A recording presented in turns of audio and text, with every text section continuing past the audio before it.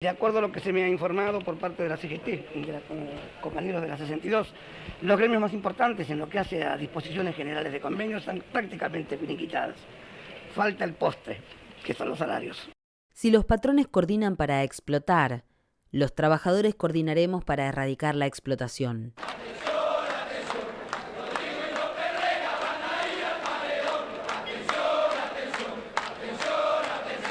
Desde la asunción de Isabelita a la presidencia en 1974, se fortaleció el poder de José López Rega, creció la ofensiva de la AAA, aumentaron los desaciertos económicos y se fue creando un clima de crisis económica, social y política.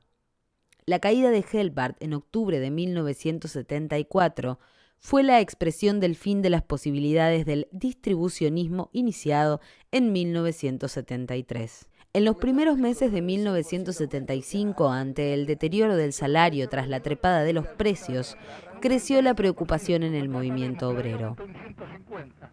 Yo quisiera que me expliquen a este señor cómo solucionamos el problema. Que no le van a dar un 38 y la vida aumentó un 150, la verdad. Debían reunirse las comisiones paritarias congeladas hacía 2 años. La convocatoria del gobierno no estipulaba topes en la discusión salarial. En mayo, la CGT Nacional logró un arreglo con el gobierno. Vemos de que aquí no se gobierna para algunos, sino habría un para aumento todos. masivo y uniforme del 38%. El ministro de Economía, Gómez Morales, manifestó su discrepancia y renunció antes de que se firmaran los acuerdos de las paritarias. El 2 de junio asumió en su reemplazo Celestino Rodrigo con una política de shock para desacelerar la inflación y favorecer la inversión mediante el aumento de la rentabilidad. Se trataba de lograr una contracción del salario real y un aumento de las tarifas de los servicios públicos y de los combustibles. La devaluación beneficiaba a los exportadores de cereales, a los ganaderos y la concentración del gran capital industrial. Las medidas decididas y puestas en vigencia desde el mes de junio han contribuido en forma fundamental al Vía devaluación y reembolsos se apoyaban las exportaciones industriales dominadas por las multinacionales. Los obreros durante varias semanas discutieron en las fábricas la situación que se les planteaba. Comenzaron los contactos entre los sindicatos y las reuniones se intensificaron. Las deliberaciones eran cómo encarar la lucha por las paritarias y cómo organizarse. El 14 de junio se reanudaron las paritarias. Los aumentos logrados oscilaron entre el 60 y el 200%, pero debían ser ratificados por el gobierno. Isabelita no homologó ningún convenio.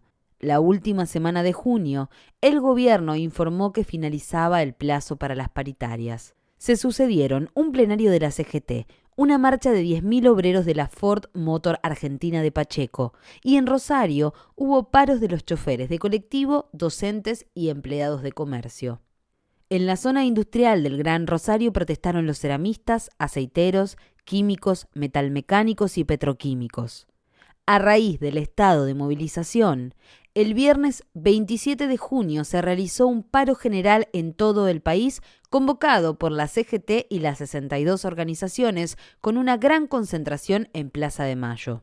Al día siguiente, la presidenta Isabel Perón anuló las paritarias y dio un aumento general del 50% y de un 15% más en octubre y enero de 1976. Con el Plan Rodrigo se había puesto de manifiesto una planificación distributiva contra la clase obrera que culminó con la anulación de los contratos colectivos de trabajo. Frente a la voluntad de anulación del contrato por el Ejecutivo Nacional, se levantó la voluntad política de la clase obrera que con su movimiento autónomo le dijo no a la no homologación de los convenios colectivos. En la zona norte del Gran Rosario, el estado deliberativo entre los activistas, los miembros de comisiones internas y las conducciones sindicales aumentó con reuniones e intercambio de opiniones sobre las medidas a tomar. En Pasa Petroquímica se convocó inmediatamente a una asamblea de fábrica donde se escuchó: tenemos que sacar la lucha afuera de la fábrica. A la empresa ya la pusimos contra la pared. Ahora hay que doblegar la política del gobierno. Los discursos fueron encendidos y cortos, impactantes, muy aclamados. Tenemos que movilizarnos conjuntamente con los otros obreros de la zona. Marchemos hacia Rosario tratando de levantar las otras fábricas. La consigna fue acabar con la medida decretada, respetar los acuerdos firmados. Comenzó la marcha hacia Rosario, tomando contacto con cada una de las fábricas de la zona que se sumaron a la caravana. Recorrieron el centro portando un cartel que decía «Plena vigencia de la Ley 14.250».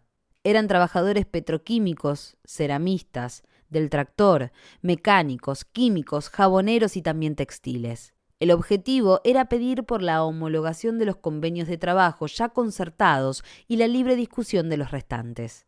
Se sumaron los metalúrgicos de Rosario y de Villa Constitución y en una columna que superaba el número de 5.000 asalariados, recorrieron las calles céntricas, se dirigieron al local de la CGT, donde el secretario general desde los balcones se dirigió a los trabajadores, exhortándolos a mantener la calma y reiterando la postura del acatamiento a todo lo que disponga la CGT nacional. La mayoría de los manifestantes, que exigían una posición más drástica, respondieron con silbidos e insultos, retornando hacia la zona bancaria, solicitando la adhesión de los trabajadores bancarios, mientras se sumaban a la protesta los docentes. Durante varios días, los obreros de todo el país reclamaron con masivas marchas. Algunas llegaron a superar los 8.000 trabajadores. Los dirigentes sindicales de varios gremios fueron desbordados por las bases. Ante la situación planteada en todo el país, la CGT Nacional adoptó la determinación de realizar un paro por 48 horas a partir de la hora 0 del día 7 de julio. La paralización fue total. Mientras tanto, desde el gobierno y la dirigencia sindical intentaban negociar, y cuando se estaba cumpliendo el segundo día del cese de actividades, el gobierno cedió. Los acuerdos logrados en paritarias fueron homologados. Los paros generales del 27 de junio y del 7 y 8 de julio fueron los primeros contra un gobierno peronista.